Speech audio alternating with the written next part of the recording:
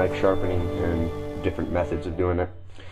So I'm going to do that now, and I'm going to start with the traditional sharpening method, which is the sharpening stone, two-sided sharpening stone. These are both two-sided sharpening stones, both made by Norton, and this one was bought at Home Depot about a year ago. This one was given to my dad by my grandpa, and it's been theirs for roughly 50 years. So this one's pretty old, and it's made by the same company, and it's still being used, and there's nothing wrong with it.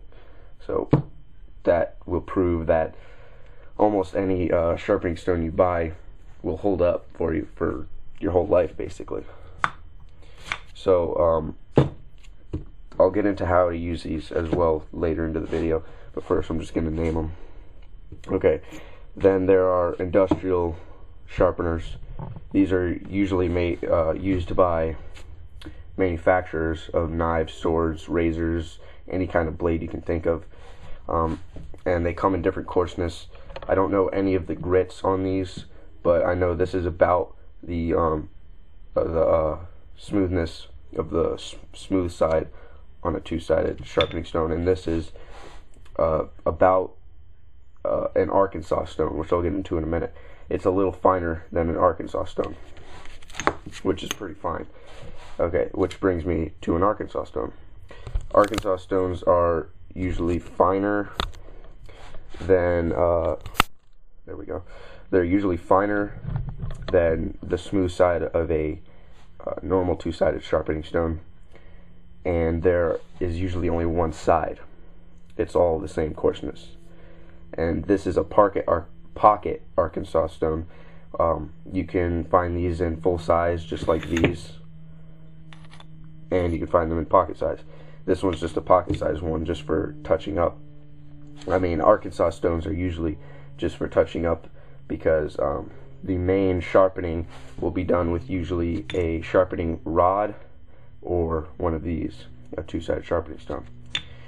But the Arkansas stone is made for either use after you have touched up a blade that's like really dull, or just plain touching up.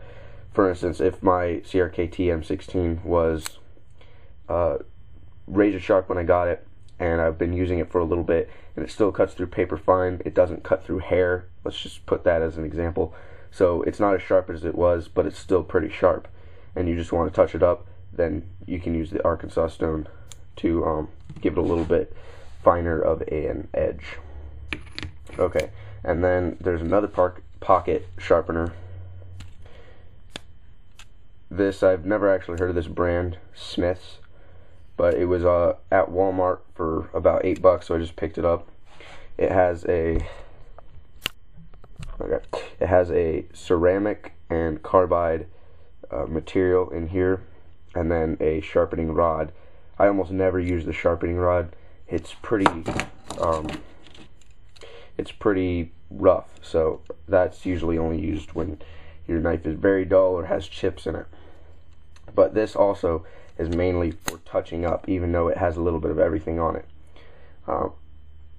Okay, so what this is mainly used for is if you are going on a hike or camping, because it only weighs, I'd say, probably a ½ ounce, so it's pretty light. And it's used for hiking or camping or someplace that you can't bring just a full 1-2 pounds of a sharpening stone. So this is actually the one I use the most, just because it's easy, it gets the job done, and I can actually get a knife razor sharp just with this, and it's only $8 too. Okay, and then there's the Buck Diamond Sharpener. I've actually gone over this a little bit. I have a review on it, but it was from a while ago when my videos basically sucked. And so you unspin this, and then it releases that. And there's a coarse side here and a smoother side here. And there's a little engraving here, which is used for sharpening hooks or something like that. I mean, I know it's for sharpening hooks, I'm saying something like hooks. And you can also use this for sharpening serrations if you use the side of it. But this is called the Buck Diamond Sharpener.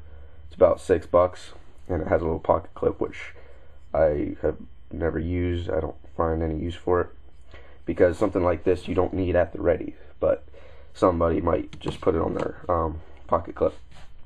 Okay, so going back to these, there are usually two kinds of sharpening stones, two-sided sharpening stones at least. There's water and oil. Any sharpening stone can be used without any kind of a lubricant, and sometimes I will, sometimes I won't. It depends on how sharp the knife is, and personal preference. So this one is mainly a oil stone, and this one's mainly a water stone. But again, you can use water on an oil stone, oil on a water stone, and you can use nothing on either. But for maximum effectiveness of your stone, you want to use what it says on the stone. Okay, so now I'm going to show you actually how to use them. The first one I'm going to go over is the two-sided sharpening stone. And I got a piece of a magazine here, just the cover, to show you this is what a sharp knife should be able to do. I kind of ripped on the end, but... And by the way, before I get into this, I want to tell you that depending on the angle of the knife, that will depend on the angle at which you should cut the paper. Some knives you have to cut straight down, and they'll cut better than cutting across. So you have to keep that in mind, because you can sharpen a knife perfectly correctly, and it can be razor sharp, and you can put it at the wrong angle and it will just rip, just like I did. I mean, I kind of did that on purpose, but this one currently shaves hair. It's razor sharp. And I actually sharpened all of my knives that I currently use, so I have to use one of my older ones. It's a Team Tool Swiss Army knife, and Swiss Army knife looking thing. It's not a real Swiss Army knife, but and to tell you the truth, I hate sharpening multi-tools just because they're harder to keep an angle with. They're usually uneven. You'll have a lot of weight in the back and not much in the front, but they can get done, and I'm gonna do that now. Okay, so just for the review purposes, I'm not going to use any kind of lubricant. Hold on, I'm gonna bring a chair up here. Alright, this is kind of hard to do with the tripod here, but I'm gonna do my best to show you what to do. Okay, so the first step in doing it is to find the angle at which the knife blade is. And what you want to do this is just set the blade on the stone and then carefully lift it up. I can't see it right now, because what you'd have to do is put your head on the opposite side at which the blade is facing, and look at it and see. You need to keep raising it until you see no black line.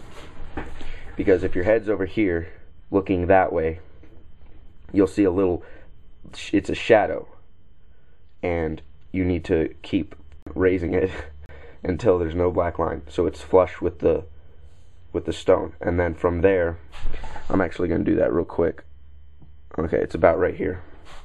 And then from there, just keep constant pressure and curve it if there's a curve to the blade. If it's just a straight blade, you just move it forward. If there's a curve, you want to curve it. And if the blade is long, well, it doesn't even have to be long. As long as it's longer than the stone, you also move it to the right or to the left. But you move it so that it can get fully sharpened. And you also want to do whatever you do to one side, you do to the other.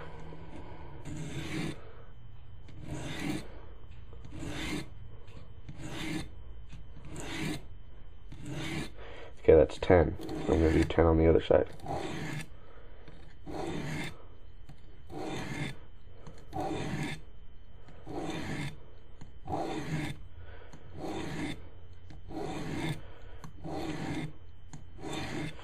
Okay, and and then you want to switch over to the smoother side, you always start with the coarser. If it doesn't matter whether you're using 3, 4, 5, or just one sharpening stone, you always use the coarser one first, because if you go from a smoother side to a coarser side, you're going to be undoing what you did.